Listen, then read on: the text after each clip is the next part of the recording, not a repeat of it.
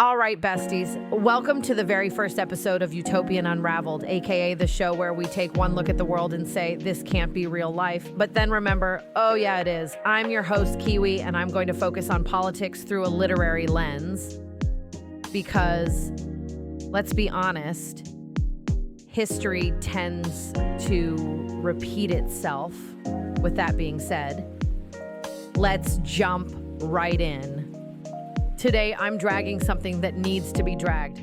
Executive Order 14,224. This little number, signed just this month, officially makes English the only language recognized by the U.S.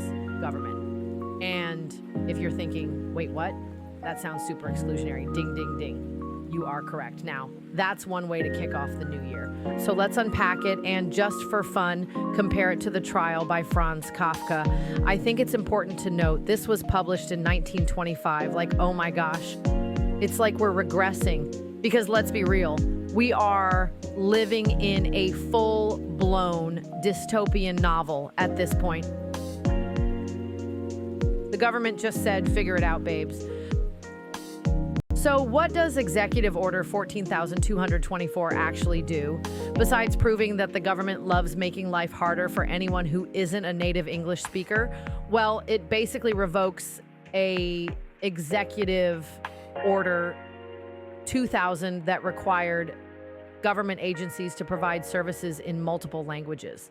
And now, if you don't speak English, that's a you problem. Need Medicaid forms, legal aid, emergency relief instructions. Hope your Duolingo streak is fire because otherwise you're on your own. It's giving not my problem, and yet it is very much their problem. There are 25 million people in the US with limited English proficiency. That's millions of people trying to navigate the most complicated government systems without translations or interpreters. Love that for them. Kafka literally called this in 1925.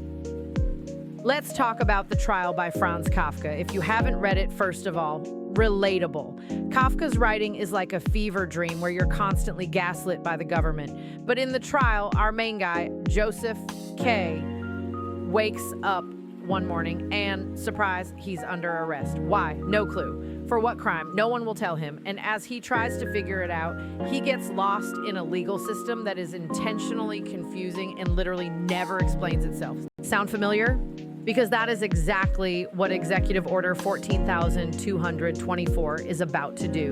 Imagine being an immigrant trying to apply for legal status or defend yourself in court, but you don't speak English, and suddenly all the government services that used to help you are just gone. It's the exact same power move that Kafka warned us about, confusing people into submission. It's bureaucracy's favorite trick, just, make the process so complicated that people give up. It's like the system is designed to push people out, This ain't just an inconvenience, it's gatekeeping. Let's be real, language is power. And the second you control who understands the system and who doesn't, you control access. The government didn't say other languages are illegal, but they did make it nearly impossible for non-English speakers to access resources. It's like saying you can totally be part of the system. You just have to play a game where all the rules are in a language you don't know, and also we're not going to tell you what the rules are. Have fun. Okay, hear me out. It's like if we were put into Squid Games but didn't understand the subtitles or audio in real life. I'm not saying that it would be this drastic, but you get the picture. I mean, Kafka literally wrote about how governments do this. In the trial, Joseph K. gets told, it probably exists only in your heads. The legal system gaslights him into thinking he just doesn't get it, when really it was designed that way on purpose. Insane. That's exactly what Executive Order 14,224 does to non-English speakers. The message, if you don't understand, that's your fault. And the worst part, that kind of gatekeeping disproportionately affects marginalized communities, because guess who needs government resources the most? People like you and I. What happens when foreigners need assistance or access? It's like they're automatically excluded. So, what now? Kafka's work wasn't just a warning, it was also a call to action. In the trial, Joseph K. never stops questioning, even when the system tries to break him. That's the energy we need. People are already fighting back. Legal groups and activists are pushing lawsuits and demanding language access protections. Technology can help. Translation apps and AI language tools are way more advanced now, so there are ways to work around this nonsense.